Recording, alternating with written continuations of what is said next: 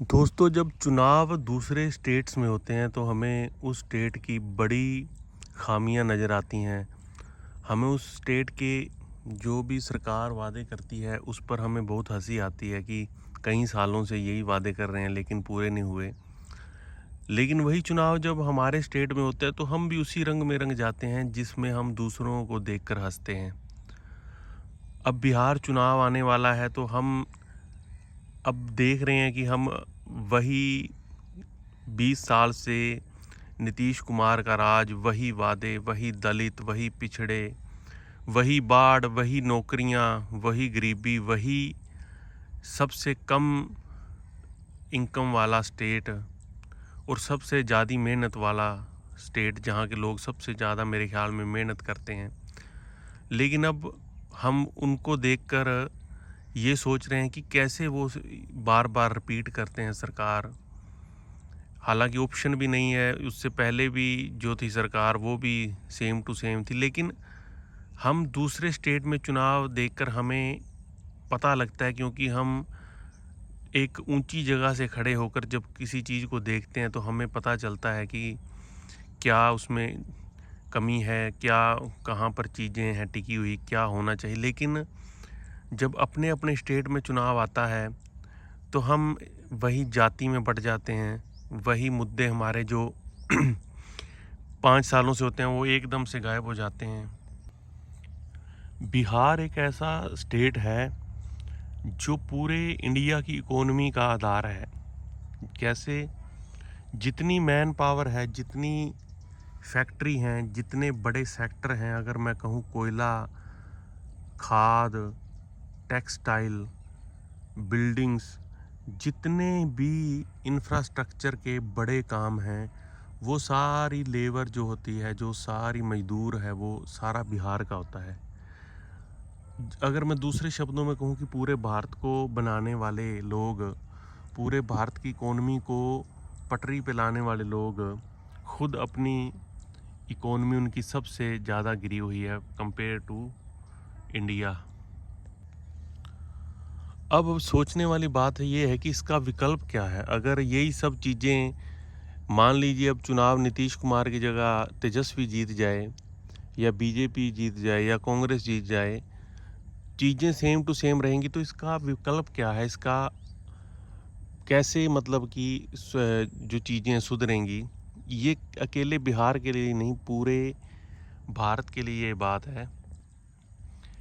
हमें अपने जो राजनीति है, जो चुनाव हैं, उसको एक बड़े लेवल पर बदलने की ज़रूरत है। हमें जो फ़ॉरेन में चुनाव होते हैं, जैसे वहाँ पर लोगों को, आपको कोई ऐसा लोग नहीं मिलेगा कि ये फ़लाँ पार्टी का है, ये उस पार्टी का है, ये इस पार्टी का है।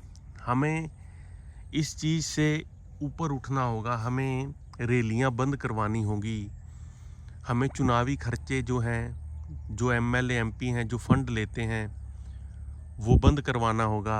क्योंकि जो आज फंड ले रहे हैं, अब बिहार में जितने बड़ी बड़ी पार्टी हैं, उनको जिस भी कॉन्ट्रैक्टर ने, जिस वहाँ के राइस मिलर ने, जिस वहाँ के उद्योगपति ने, सीमेंट वाले ने, खाने वाले ने, पेस्टिसाइड वाले ने, जिसने भी वहाँ पर फंडिंग करनी है, वो 5 साल आपको लूटेगा ही लूटेगा। वो 5 साल बिहार को फिर खाएगा।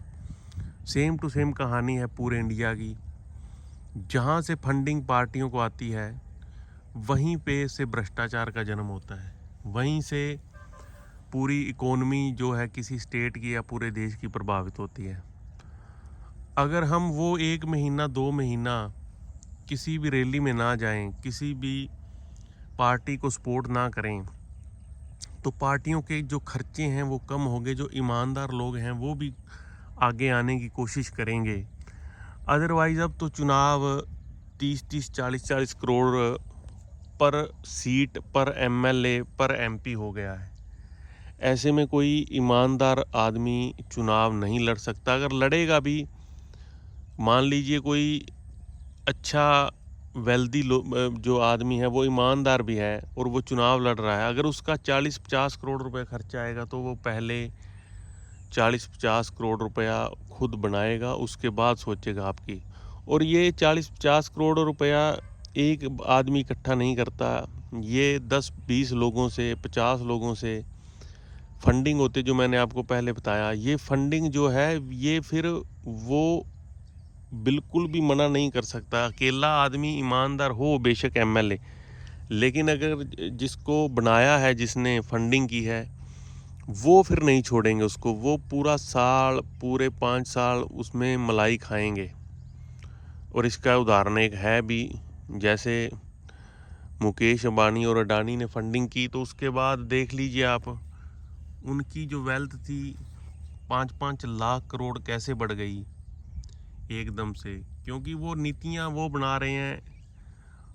और मजबूर है नेता, क्योंकि उस टाइम इतने खर्चे हुए, एक एक रैली 10-10, 20-20 करोड़ की है।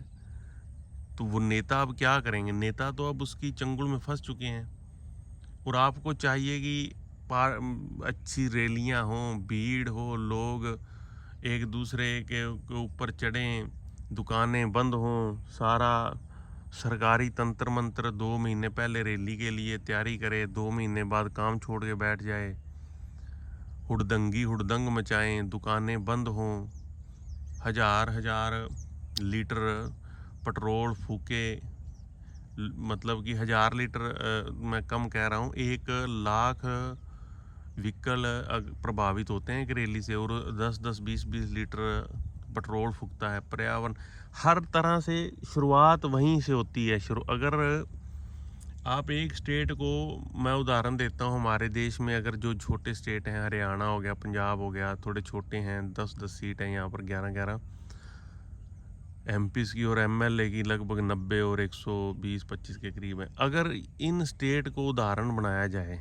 यहाँ पर रैलियों को पूरी तरह से बैन कर दिया जाए कि यहाँ पर कोई रैली नहीं होगी, जो वोट मांगने का तरीका है वो सिर्फ 2-3 गाड़ियाँ अलाउड होगी, उसके बाद कोई नेता अभिनेता नहीं आएगा। अब नेता के साथ अभिनेता का क्या मेल है? अब अभिनेता सिर्फ भीड़ इकट्ठी करनी। तो ये चीज़ जितनी देर तक बंद नहीं होगी, उतनी देर तक आप, सरकारें आपको लॉलीपॉप देंगी, आप चूसते रहना। उदाहरण आपके सामने है, क्योंकि अब मैं बात बिहार की इसलिए कर रहा हूँ कि जो बिहार से अदर स्टेट के लोग अगर इस बात को सुन रहे हैं, तो वो अब जो नेता वहाँ पर बयान देंगे, जो उनको आगे के वादे करेंगे, वो वादे 20 सालों से चल रहे हैं, पूरा एक भी नहीं हुआ, ना होगा।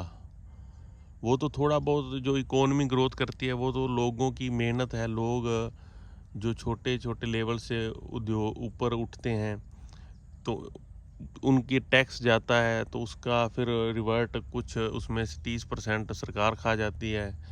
70% मतलब आपका पैसा ही वापस आ रहा है आपकी ग्रोथ में। सरकारों की नीतियां होती हैं, क्योंकि पैसा हमेशा से ही आपका रहा है, लेकिन नीतियां में अगर खाने वाले ज़्यादा हों, नीतियां आम लोगों के लिए ना हों, नीतियां सिर्फ 10-20 लोगों के लिए हों, तो फिर विकास नहीं हो सकता। और नीतियां ख़राब इसी वजह से हो रही हैं, क्योंकि हम जो मेन चीज़ है, हम उस मेन, मतलब कहते हैं ना, जैसे ट्रेन को के इंजन से जो पीछे डब्बे जुड़े होते हैं, अगर उसकी एक हुक निकाल दीजिए तो इंजन अलग और डब्बे अलग। वो जो हुक है वो है रैलियाँ, अगर वो निकाल दी जिस दिन, भ्रष्टाचार पीछे रह जाएगा, और जो विकास वाला, जो हमारी अच्छे कामों वाला इंजन है, वो आगे बढ़ जाएगा। तो दोस्तों, ये जो चीज़ है, इसको सोचो और कमेंट करके बताना, सब्सक्राइब करना चैनल को, और लाइक ज़रूर करना। नमस्कार दोस्तों।